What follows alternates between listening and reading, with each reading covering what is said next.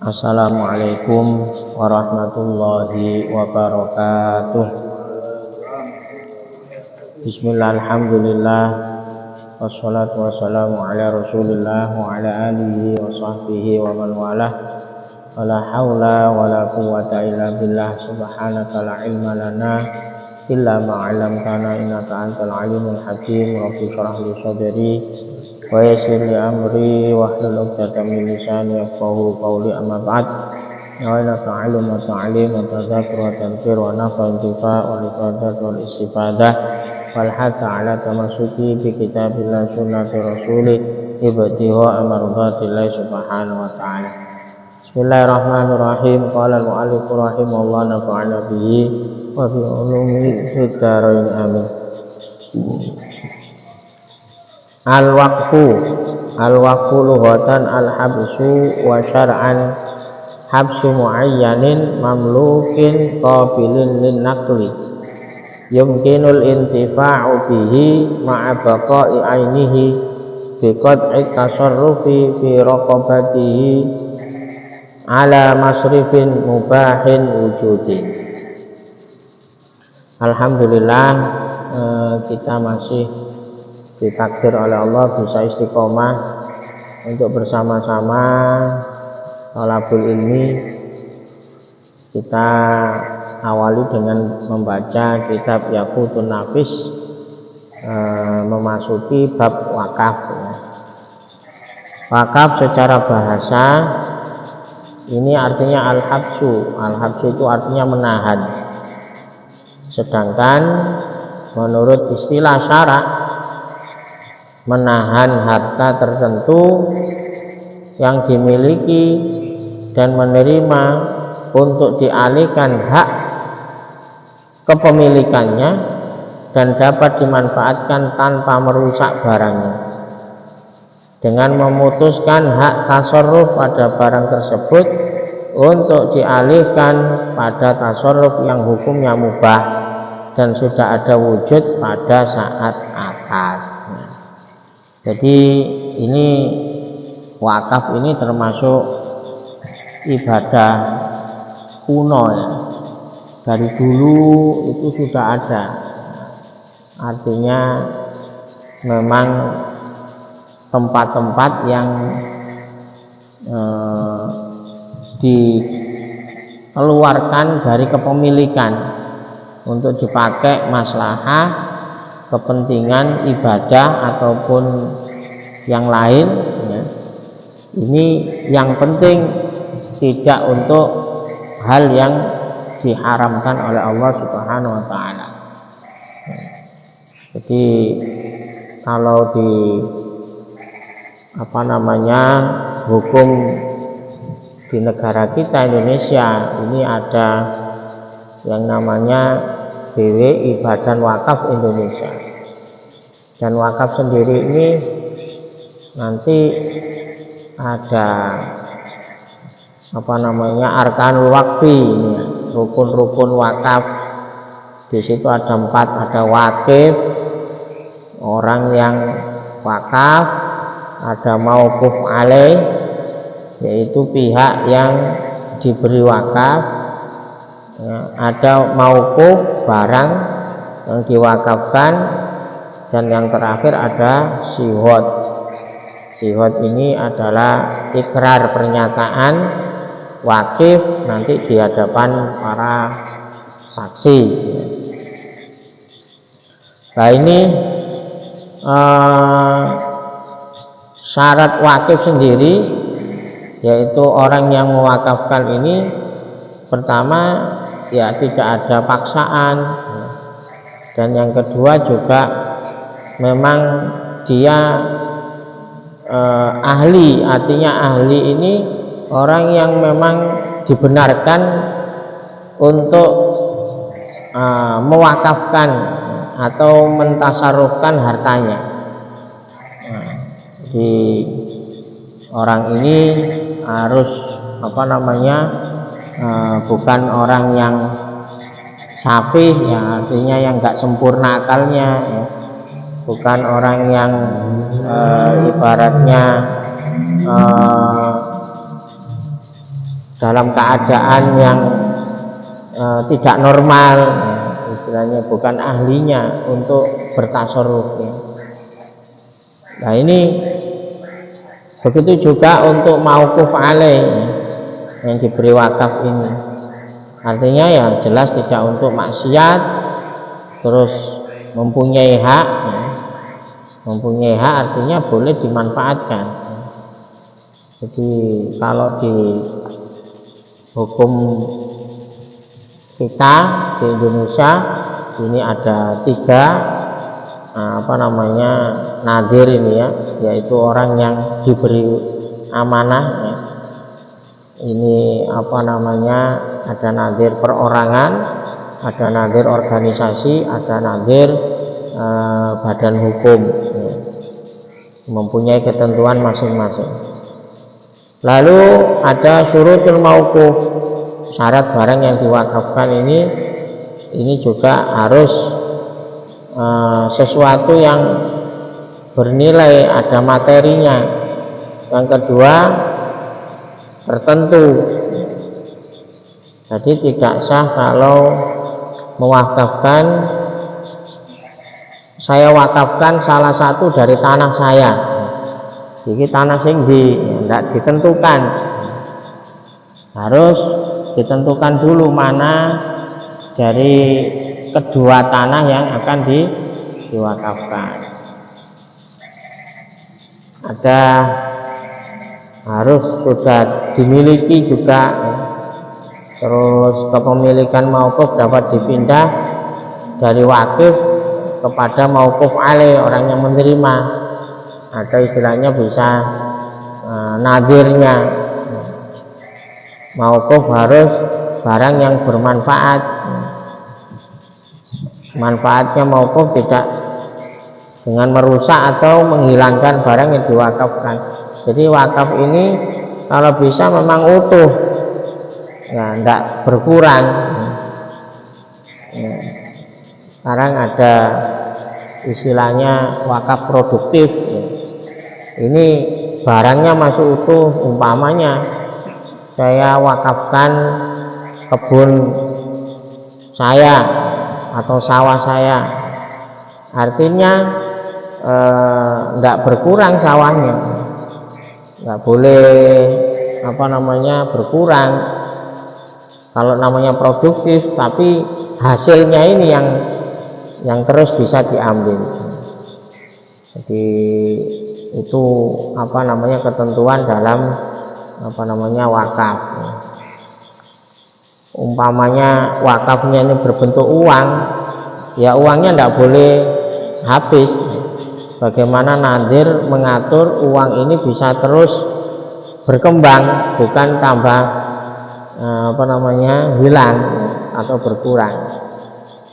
Jadi manfaat mauquf hukumnya mubah, artinya tidak sesuatu yang dilarang oleh syariat. Kalau untuk hal-hal yang diharamkan ya jelas tidak boleh. Jadi kalau di Al-Quran ada istilah ya'kufuna ala asnamil lahum. Dulu itu orang-orang jahiliyah ini beriktikaf ala asnamil lahum, di depan berhala-berhalanya. Jadi menahan diri, artinya secara bahasa itu iktikaf secara bahasa. Jadi manfaatnya mauquf sesuai dengan peruntukannya ini juga. Jadi tidak boleh wakaf uang tapi hanya dipakai untuk hiasan, wakaf tanah tapi tidak dimanfaatkan. Jadi sesuai fungsinya untuk dipakai. Niatul wakif ini dipakai untuk apa? Seperti yang diniatkan oleh pewakafnya. Ada syarat sihotnya, ada lafadz yang menunjukkan wakaf selama tidak dibatasi dengan waktu. Kalau akad itu jadi langsung jadi wakaf, tidak digantung dengan syarat-syarat tertentu. Nah, terus terakhir ada lagi yang keempat, tempat atau menerima wakaf harus jelas. Yang terakhir bersifat tetap, ya, tetap. Jadi tidak boleh wakaf dengan mensyaratkan khiyar, milih. Nah, bagaimana bentuk contohnya wakaf ini? Gambarannya dari wakaf itu ada seorang bernama Zaid ngomong, saya wakafkan rumah ini untuk orang-orang fakir. Berarti di situ rumah sudah jelas, kepemilikannya jelas, Zaidnya ini orang yang normal, yang sudah balik, berakal, terus ketentuannya juga jelas untuk keperluan atau untuk orang-orang yang fakir. Sudah ada takyinnya. Jadi ini yang disebut dengan wakaf. Tapi sekarang ini yang berkembang ini adalah wakaf produktif, seperti yang dilakukan Sayyidina Utsman dulu, yaitu wakaf sumur, ya. Terus sumurnya masih ada tapi airnya terus bisa dimanfaatkan untuk kepentingan maslahat umat Islam. Nah, ini jadi kalau bisa, kalau mungkin kita mempunyai apa gitu ya, kalau kepingin kita ini mendapatkan jariah terus, ya ini dengan cara mewakafkan kepada siapa yang ditentukan, dan insya Allah terus pahalanya mengalir walaupun orang yang mewakafkan ini sudah meninggal. Seperti tanah yang kita tempati ini adalah wakaf, dan si wakifnya sudah meninggal, dan insya Allah jariah tempat ini dipakai untuk ngaji, dipakai untuk taklim, insya Allah terus mengalir kepada beliaunya, dan insya Allah dalam keadaan yang baik, dan insya Allah mendapatkan rahmat Allah Subhanahu wa Ta'ala. Kita fatihai wakif tanah ini, semoga betul-betul mendapatkan ridha Allah Subhanahu wa Ta'ala. Al-Diniyah Al-Fatihah. A'udzubillahi minasyaitonir rajim. Suratul ladzina an'amta 'alaihim ghairil maghdubi 'alaihim waladdallin. Kita lanjutkan kajian kitab hikmah, ya, Hikam Ibnu Athaillah Sakandari, yang mana kita sudah sampai hikmah ke 149. Bismillahirrahmanirrahim. Qala al-mu'allifu rahimallahu nafa'ana bihi wa bi ulumi fid dharain amin. Idza waqa'a minka dzambun fala yakun sababan liyaksika min husulil istiqomah ma'a rabbika faqad yakunu dzalika akhiru dzambin qudira alaih. Ibnu Athaillah Sakandari mengingatkan bahwa dosa tidak menjadi halangan untuk bisa terus beristiqomah kepada Allah Subhanahu wa Ta'ala. Jadi idza waqa'a minka dzambun, jika terlanjur engkau terlanjur melakukan dosa, fala yakun sababan liyaksik li husulil istiqomah, maka jangan sampai dosa itu menjadi sebab putus asa untuk mendapatkan istiqomah kepada Allah Subhanahu wa Ta'ala. Faqad yakunu dzalika akhiru dzambin qudira alaihi, karena mungkin dosa itu adalah dosa yang terakhir yang ditakdirkan oleh Allah untukmu, ya. Jadi akhiru dzambin qudira alaih. Jadi perbuatan dosa ini sebetulnya tidak menghijab, menutup atau bertentangan mendapatkan keistiqomahan dalam beribadah kepada Allah Subhanahu wa Ta'ala, asalkan perbuatan ini dilakukan dengan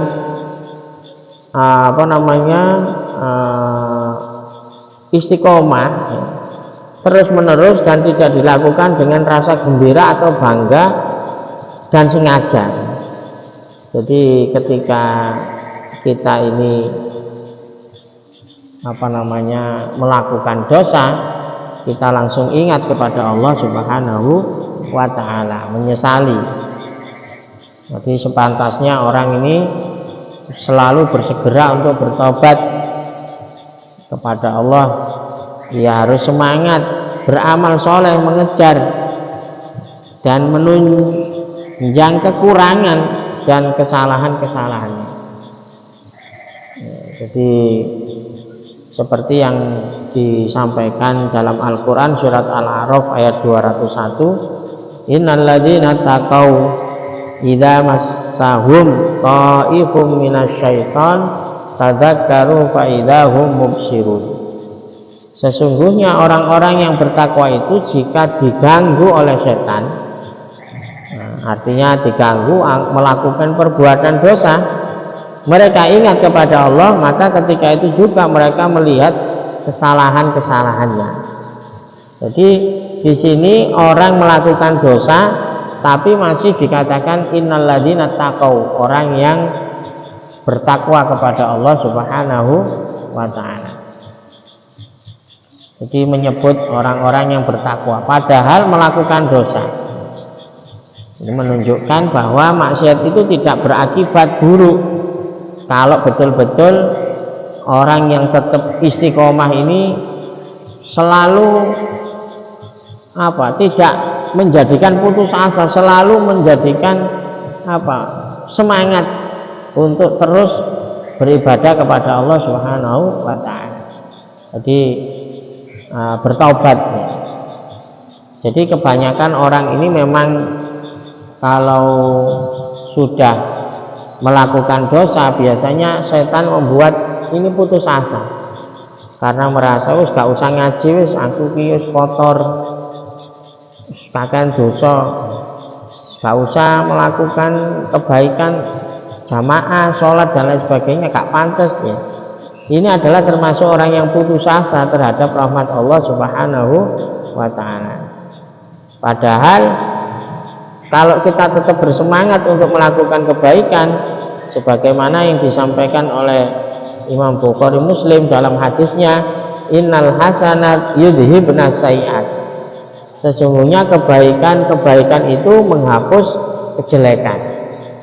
Jadi jangan putus asa melakukan kemaksiatan, langsung bertobat dan ditebus dengan melakukan kebaikan. Makanya Al-Imam Ghazali mengatakan orang yang masuk surga tanpa hisab itu adalah orang yang amal kebaikannya lebih banyak dari amal kejelekannya.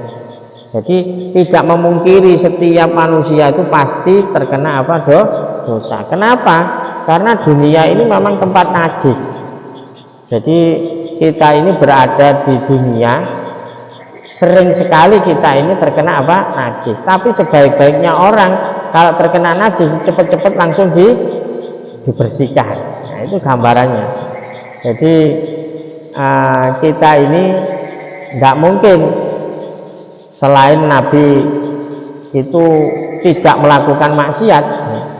Jadi kullu bani Adam khata'un, setiap anak cucu Adam pasti punya salah. Jadi maka dari itu harus betul-betul kita bersihkan dengan cara bertobat, ingat kepada Allah Subhanahu wa ta'ala. Jadi orang yang bertobat dari dosanya itu sama dengan orang yang tidak pernah melakukan dosa. Nah, artinya apa? Artinya kalau memang betul-betul taubatan nasuha, insya Allah ya amal-amal ibadahnya tetap bisa diterima oleh Allah Subhanahu wa ta'ala. Bahkan dikatakan di surat Al-Baqarah ayat 222, innallaha yuhibbut tawwabina wa yuhibbul mutatahhirin, bahwa sesungguhnya Allah menyukai orang-orang yang bertaubat dan menyukai orang-orang yang mensucikan diri. Nah, jadi ibarat kita ini berjalan di dunia yang kotor, lalu kita menginjak kotoran, kita selalu bersihkan. sehingga tubuh kita ini selalu bersih. Karena apa? Karena kotoran ini kita hilangkan dengan cara bertobat kepada Allah Subhanahu wa Ta'ala. Jadi di dalam Al-Furqan ayat 70, illa man taba wa amana wa amila amalan sholihan fa ulaika yubaddilullahu sayyi'atihim hasanat, ya. Wa kana Allahu ghafurur rahima. Ya, kecuali orang-orang yang bertaubat, beriman dan mengerjakan amal soleh, maka kejahatan mereka diganti oleh Allah dengan kebajikan, dan Allah Maha mengampuni lagi Maha penyayang. Jadi mungkin saja orang yang beribadah itu amal kebaikannya menjadi amal kejelekan, bisa dibalik kalau memang disertai dengan riya, sombong. Justru orang yang bermaksiat tapi menganggap ini adalah betul-betul khilaf, bertobat kepada Allah, mengharap ampunan Allah, ini lebih mulia daripada orang melakukan kebaikan tapi mempunyai sifat takabur atau sifat riya. Nah ini ya, jadi Allah sudah berfirman juga di surat Az-Zumar ayat 53, qul ya ibadiyalladzina asrafu ala anfusihim, dipanggil wahai hamba-hambaku asrafu yang melampaui batas, wis angel tuturane, melampaui batas, ala anfusihim la taqnatu mir rahmatillah, jangan berputus asa terhadap rahmat Allah Subhanahu wa Ta'ala. Innallaha yaghfirudz dzunuba jami'an, sungguh Allah ini akan mengampuni dosa-dosanya semuanya. Innahu wal ghafurur rahim, Allah Maha Pengampun lagi Maha Penyayang. Jadi setiap manusia pun di dunia ini pasti akan jatuh kepada maksiat. Jadi tidak ada di dunia ini orang yang bersih dari dosa, tidak ada. Diputuskan tidak ada yang bersih dari dosa kecuali Nabi, ya, karena maksum. Maka dari itu makom taubat ini makom yang mulia. Bahkan banyak ulama-ulama dulu itu asalnya juga bukan orang baik-baik saja, mulai dari sahabat, ya. Siapa? Sahabat Umar bin Khattab ini dulu salah satu pembesar kafir Quraisy yang paling semangat untuk membunuh Nabi Muhammad SAW.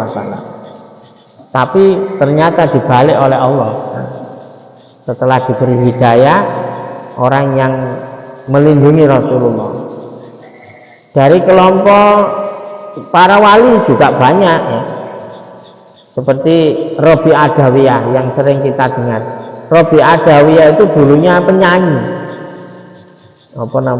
biduan, ya. Penyanyi, namanya penyanyi, ya. Seperti itulah. Tapi dengan bertobat akhirnya menjadi waliyun min auliyaillah. Banyak, ada Ibrahim bin Adham, ada Fudal bin Iyad. Itu semuanya dulunya mereka itu perampok.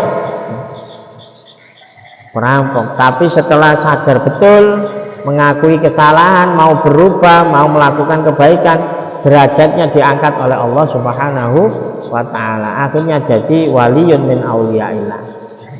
Jadi intinya kita tidak boleh berputus asa. Wa may yaqnatu mir rahmati rabbi illa dhalun. Tidak ada orang yang berputus asa dari rahmat Allah kecuali orang-orang yang sesat. Jadi kita jangan mau terpuruk dengan tipu daya setan dengan cara putus asa terhadap rahmat Allah Subhanahu wa Ta'ala. Semoga kita tetap bisa istiqomah di jalan Allah Subhanahu wa Ta'ala, dan insya Allah kita kembali kepada Allah dalam keadaan husnul khotimah. Amin ya rabbal alamin. Ya Rabbana tarokna annana tarokna wa annana asrofna ala ladho asrofna fatub alaina tauba tamsil li kulli hauba wa sullanal awrati wa aminir wa'fir li walidina rabbi wa mauludina wal ali wal ikhwani wa sairil wa kulli dhi mahabba au jiratin au suba wal muslimina ajma amin rabbi isma fadlan wa judan manna bil mustafa rasuli na'udha bi kulli suli salla wa sallam rabbi i'adal habbi wa alihi wa sahbi idadata sisubi walhamdulillahi fil bati wa ta'ala subhana rabbika rabbil izzati amma yasifun wa salamun al mursalin walhamdulillahi rabbil alamin wal afu minkum. Assalamualaikum warahmatullahi wabarakatuh.